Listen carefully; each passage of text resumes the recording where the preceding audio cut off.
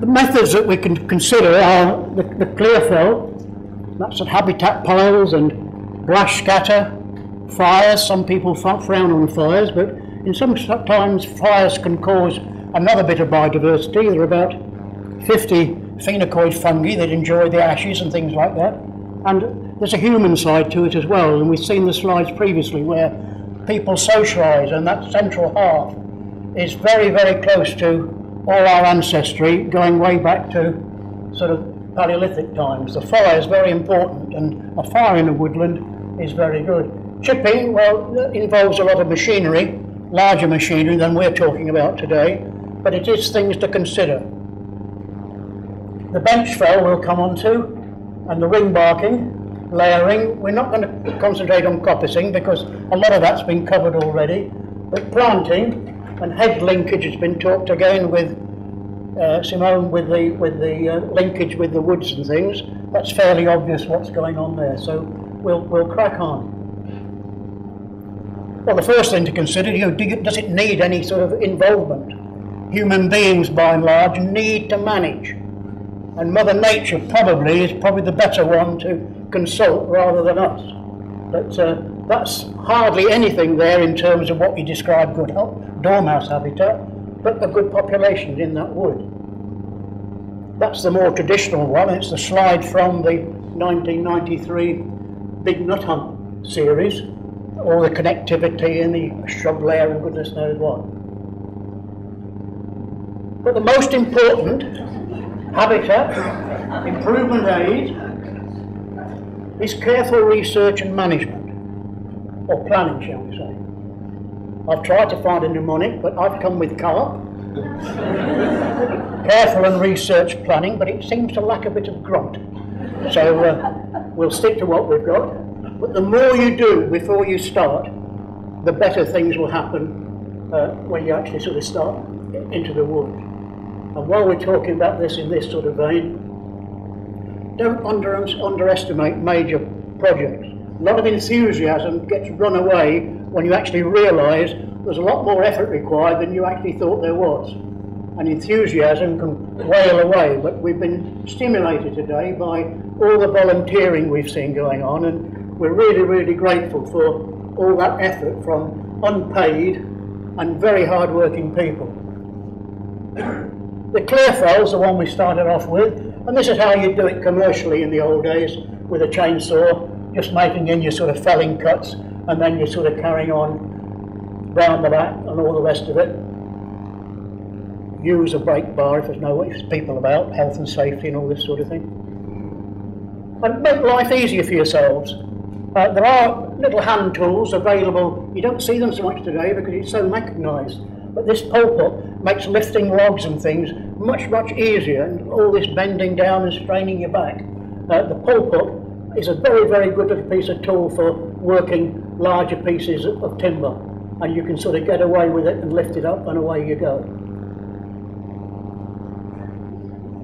No careful research and planning. When we first started on this site in Pantperthog, the forestry, God bless them, gave us about 10 hectares to fool about with, and first thing we did was to free the hazel hedges of conifer intrusion. And of course, what we were doing, we're making habitat piles, because in 1990, 91, everybody had to have a habitat pile. Every 10 yards, habitat pile. 20 yards, no habitat pile, complete failure of any management prescription going on. But we were creating enormous open spaces, which we now know that dormice can't manage. They don't like it. So why produce it for them when you're trying to do it for them? And it's just not on. As we cleared away, you get a lot of this sort of broadleaf growing up amongst the conifers, long thin stems, and you're freeing that. It looks quite an ugly sight initially, but you can use it to your benefit by yanking them down and tying those branches up with a sort of garden wire and goodness knows what, and you can get your connectivity that we're talking about. In the early days, it's arboreal linkage, whatever that meant, but trees touching one another seems to get a better understanding of it all. And you can do it there, and you can do it lower down. And these are sort of connecting across rides and little clearances and things like that. And it's all good. We know it's good for dormice, and we also know it's good for other things as well, as the Suffolk woods show. Bench felling, and this is the way we've used most of it with the Pantperthog lot. It's hard work, clear felling. You know, you're snedding and going along and cutting up into manageable pieces. You've got lots of brash to contend with, and what are you going to do with it all? Clear felling, bench felling clears all that. So we're coming in at a cut at about 45 degrees. We're coming back on a back cut at 45 degrees, and we've made that little chip out of it. I'm sorry about the slide. I think Stan sneezed at the same time. And we come in round from the back and drop the tree on a post like that. Now we do nothing else to the tree, so it's a very quick way of clearing ground. All that upstanding stuff there is left for linkage. You've created bare ground for regeneration, and in our case it's going to be black and bramble, rosebay willow herb, which is all good stuff for dormice. That's what it looks like. It's a bad day, but don't forget every box in Wales is wet through. And you can link it. If we use the theatre as a guide, we could start here somewhere and drop it into the hedge on that wall. And we could drop the next one onto that one, the next one onto that, and this one can go that way, and this one can go that way. And you can make little compartments in your open spaces. And they work really, really well. That's what it looks like when the leaves have gone.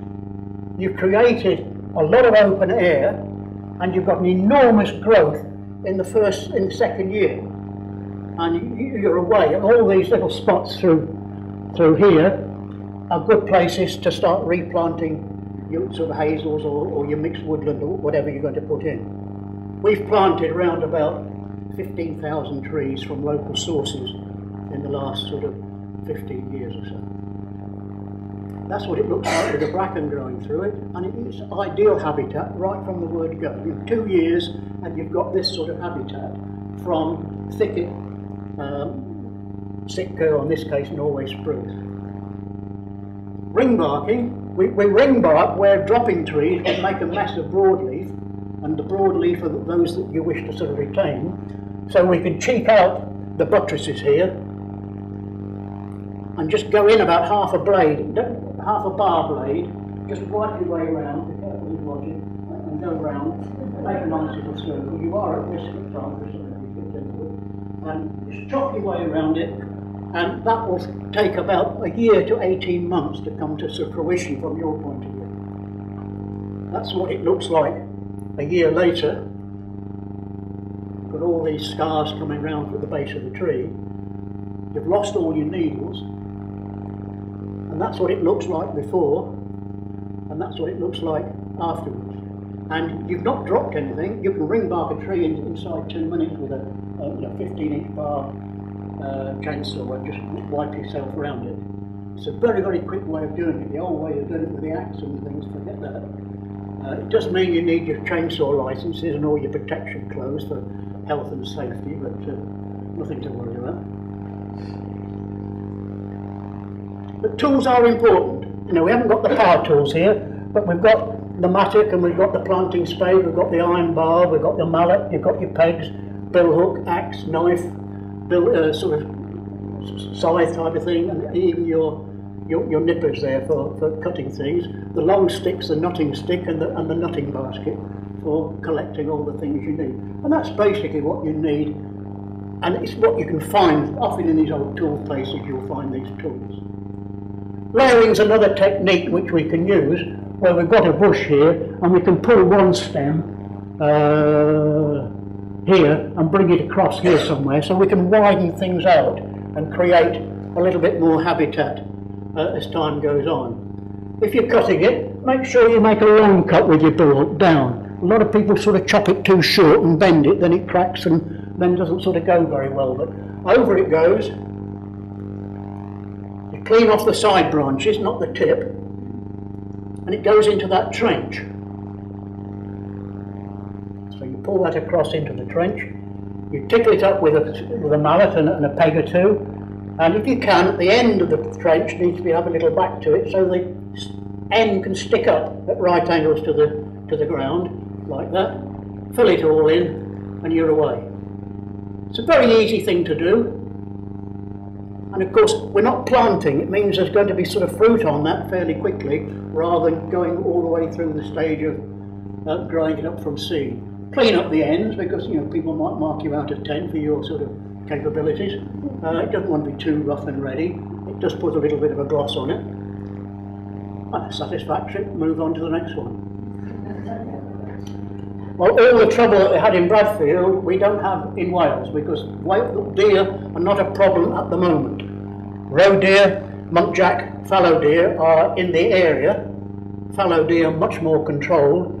Roe and muntjac are moving westwards and still there, but hares and rabbits can cause a problem, and you can think of putting nets up and goodness knows what, but with 2 foot of snow, a 1 foot net's not much good, because it's way above that in the winter time, just nibbling all your regrowth. So just be conscious of it.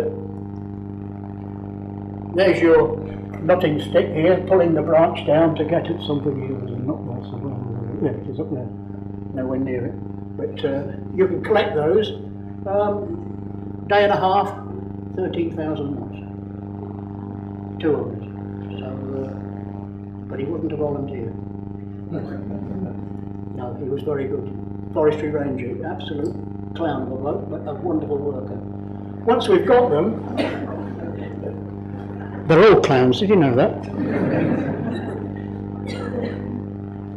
There are your nuts. And we put them in a peat and a mixture of sort of coarse ground sand and things into here, then into here, and just leave them for the winter. September, October you're picking them. February time you'd have a look at them and see what's happening. And when they start chitting, you can then put them into your sort of root trainers or whatever sort of things you're going to go through. But 1 or 2 words of warning. There's the root trainers all getting ready for the things to go in. But what happens to them after that is this, if you're not careful. And we've got no crap on the top. It means not a lot of thought's gone into that, because that is very accessible to mice. It's very accessible to bank voles. It's very accessible to blue tits and great tits and goodness knows what, and everything else that's going at the same time. It's a great cat litter as well, if you're not careful. And if you've got a Great Dane, put it somewhere else. But yeah, cover those up. They need to be off the ground by quite a bit and isolated from the mice factor and goodness knows what. And the same thing applies to all these lovely neat little garden beds where you're sort of putting all your little nuts and things in. I had a bed of this with 1,000 nuts in, and I had about 4 left after the mice had finished with it. So a lot of effort, and it's all totally ruined.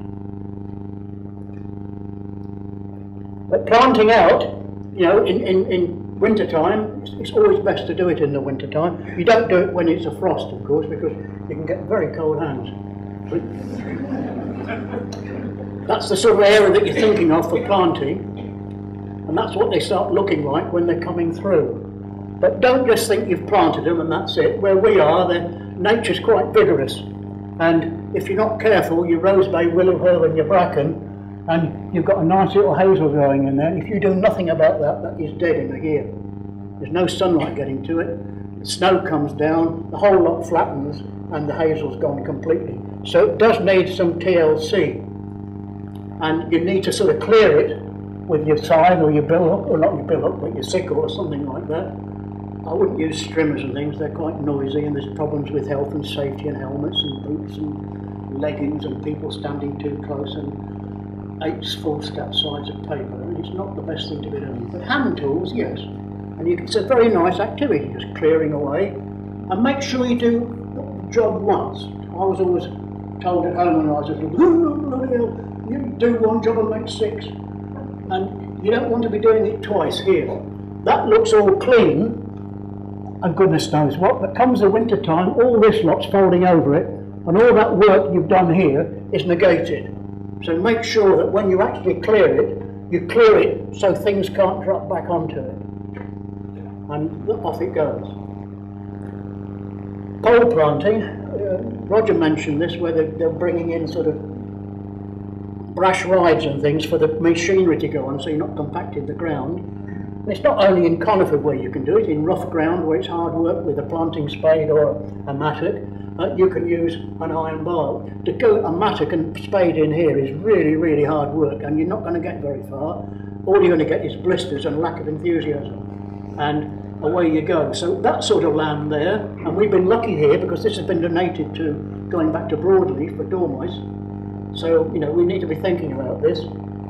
It does recover itself quite quickly in Wales. Birch and willow gets on, these windblown seeds initially, the pioneer species, but you can help them enormously quickly by putting in other things. Where we've got the deep brash mats, where you can't plant easily, you can hazel and all the sort of broadleaf stuff further out, but on the brash mats we tend to use the iron bar here, and then we cut out willow, put a little point on it, and just cut them off about sort of 1.5 inches above a bud, and put a little slant on it with your bill hook and pop them in the ground. And it's a lot easier to make one little hole like that and pop it in, and what you're doing then is going from where the hazel is good across this mat, which is hard work, to the good side, and you're just putting willow in, and they're going to be your linkage from one side to the other, and you can create that. Someone mentioned earlier about 100 yards with the wind sort of tunnels and goodness knows what. Well, we go 50 yards, and just sort of make sure we've got linkage going across. So there they are. These will fruit, and strike rate on willows, certainly in Wales, is about 93%. So you're not wasting time. You can stick 100 in and expect... Oh, that's got me. Well, bum and grub. Best on your own, this activity. You find a nice sapling fairly close to your site, and you just sort of wander into it and sort of bend it over a little bit so you can mattock it out and bring it. And on a nice summer's day, you could spend a fair amount of time doing that, providing again you're on your own. That's what it comes out like, and the strike rate on these is getting up for about 70%. You know, they're out of the ground, into the ground, inside an hour normally. Just throw them in, we chucked them in the back of the pickup and off we went and planted them through. The good thing about them is they're local. They're taken on a local site to a local area, and they're probably 100 yards away rather than, you know, a nursery that's 50 yards away, or 50 miles away rather. And some of these nurseries you have to check a little bit. If you're talking about seeds and things like that, they say, have you any Welsh hazel? Yes. We grow it ourselves, but the seed has come from Poland. Well, we question that a little bit. So we said 5-mile radius of the Pantperthog site, and that's the end result. So clear fell to that in about sort of 10 years, and Roger was talking about how do we clear it and how do we do it. They're very good here, they're very, very sensitive to it, and they clear a bit of clear fell and then leave the rest, and then we can go in and plant, and then time we've got it up again, they'll move on again. So this little nibbles that Roger was referring to happens in Pantperthog. We're lucky to have a very sensitive management group. And that's what it looks like. The birch is a bit of a problem, but you can just pop down there and smack it, and down it goes, and you can free the hazel off and get some sunlight in again. Well, my big argument for you with Bradfields is the example with 10,000 years of continuity. We can go backwards, and while you're in the woods working, and don't forget the woods were our home 6,000 years ago. I don't go to the woods. I feel I'm going home. It's a wonderful place to be. All of you have had wonderful experiences in it, and I find it's a very uplifting place to be. So if we use the billhook, we can go back to the Iron Age. And I like to think that someone could stand behind you while you're hacking away and say, excuse me, I'll show you how to use that properly. And he's come from 750 BC. If you go into the Bronze Age, we can go back to 2000 BC. If you go back to the top of the Middle Axe, you can go back to Neolithic. And if you go onto the one at the top, you can go back to the Mesolithic. That's just my big love, is working these tools in forestry, or in woodland areas, and getting people to use these rather than chainsaws. You're not going to accomplish quite so much in terms of tonnage, but that's not the relevant part of it. It's the connectivity of it which I find great. And we've had somebody from Suffolk, so we can say Westow, Big Beech's Pit, the earliest hominid site for a fire in Britain, 400,000 years ago. so we're still using it. So I'm a great believer in hands-on and connectivity and remembering where we've come from. Neolithic, the Somerset levels, all the tracks and things, the Irish bog tracks and goodness knows what, all started life like that. And when we do any coppicing, we're continuing that activity. And I think it's nice to look backwards. Sorry about that. Now don't forget, always start with, now please wash your hands. And someone mentioned earlier on about the canopy box, and this is our canopy box up there. So that is like a teepee pole, or looking like a teepee pole. That's at 9 metres, and you need one person to do it. The only hard work is to just cut your way into these branches with a high pruning saw. No ladders required. I suppose you're not with a helmet and ride on while you're doing it, but the rest of it is nobody required, just you. And you could handle that box. There's a strap just here. It's got a slippery hitch.